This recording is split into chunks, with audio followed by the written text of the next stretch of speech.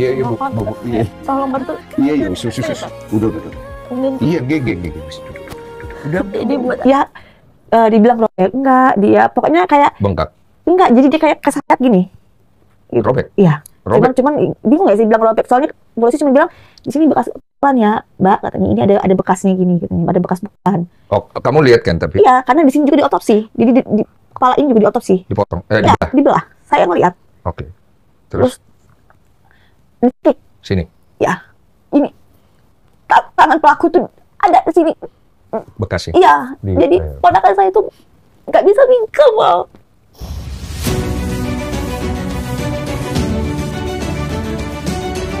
Telah melakukan penangkapan terduga pelaku pembunuhan di kilometer 37 PTIL.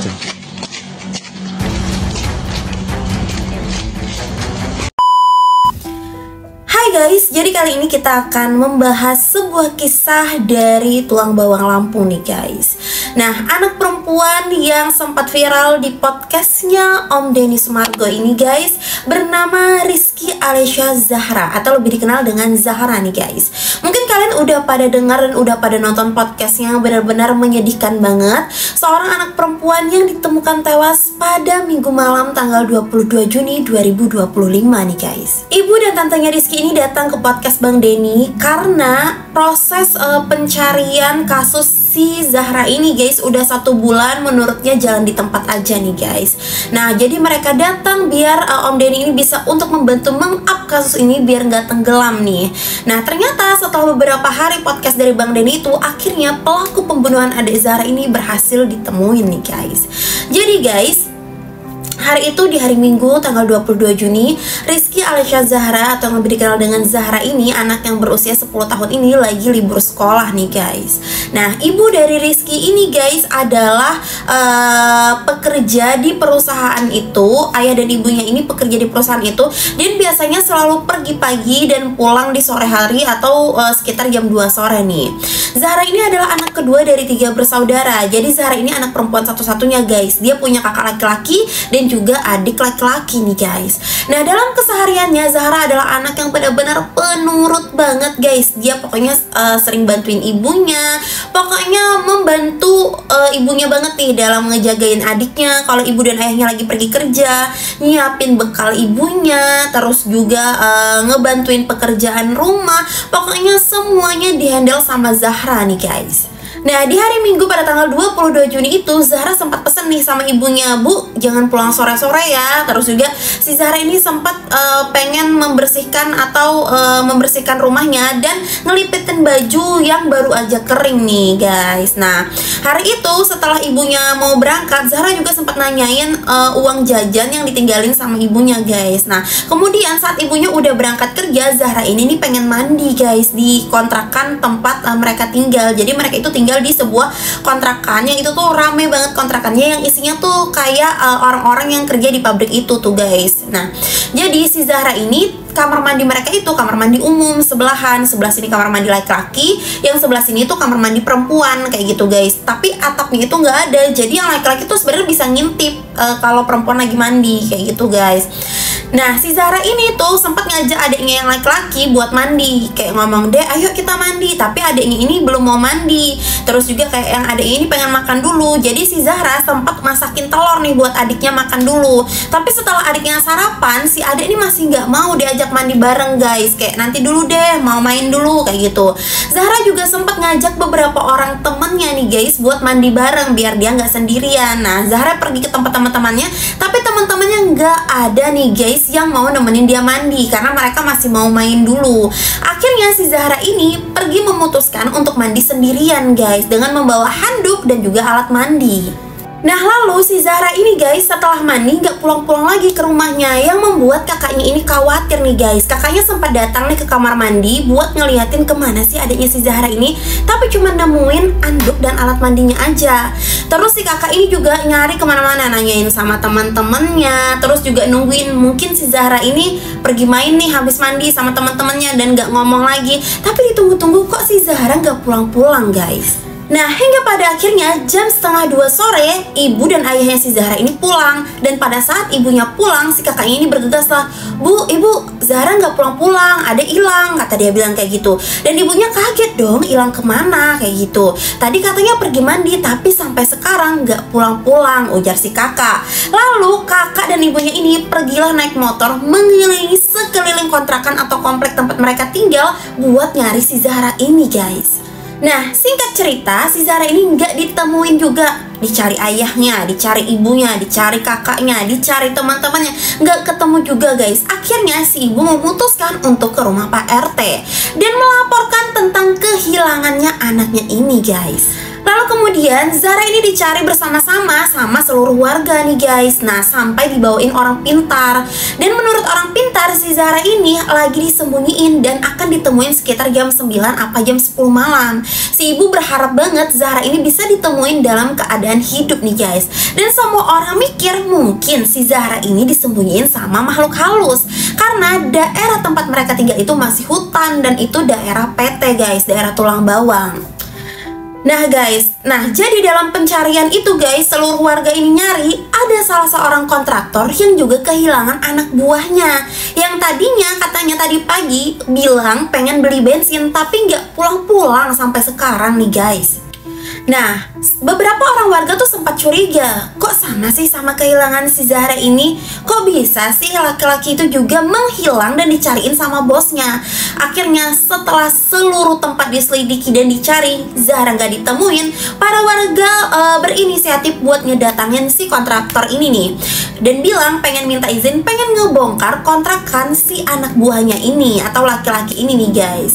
Dia ngomong, "Pak, boleh nggak kami ngebongkar atau ngebuka pintu kontrakan anak buah bapak ini, karena dari seluruh tempat cuman kontrakan anak buah bapak ini aja yang belum diperiksa." Akhirnya si kontraktor mengizinkan nih, karena dia kalau ada apa-apa dia yang bakal tanggung jawab kayak gitu. Akhirnya para warga tuh inisiatif ngebuka pintu kontrakan itu, dan ibu dan ayahnya Zahra ini di luar, nggak boleh masuk nih, guys. Terus para warga masuk, kan posisinya gelap, dan ngebawa senter HP nih, guys, buat nyenterin keadaan dalam kontrakan. Dan masih belum ketahuan kalau ada mayat Zahra di dalam kontrakan itu, guys. Akhirnya ada salah satu warga yang histeris banget karena dia ngelihat keadaan Zahra udah benar-benar mengerikan banget, kayak nggak layak buat dilihat, guys. Serem banget. Dan kayak satu warga ngelihat histeris, satu warga ngelihat nangis, tapi ibu dan ayahnya Zahra ini gak diperbolehkan buat masuk karena takutnya nih tambah histeris lagi, guys. Akhirnya para warga, guys, bilang sama ibu dan ayahnya Zahra, "Pak, Bu, jangan masuk karena Zahra tuh dibilangnya masih hidup, pingsan aja. Nanti kalau udah bangun bakal diantar nih ke dalam, bakal diantar ke rumahnya." Dan ibunya tuh tenang, tapi ibunya tuh heran, kok kenapa setiap orang yang ngelihat ke dalam tuh pada nangis kayak gitu, guys. Akhirnya orang tua sang ibu atau kakeknya si Zahra ini datang, guys, dan masuk dan ngelihat keadaan kondisi cucunya kayak gitu, guys. Dan sang ibu ini tambah kayak penasaran lagi. Terus sang ayah menjelaskan sama si ibunya Zahra kalau si Zahra ini udah nggak ada dan udah nggak sama mereka lagi, guys. Tapi si ibu tuh masih nggak percaya kalau dia nggak ngelihat langsung keadaan anaknya ini.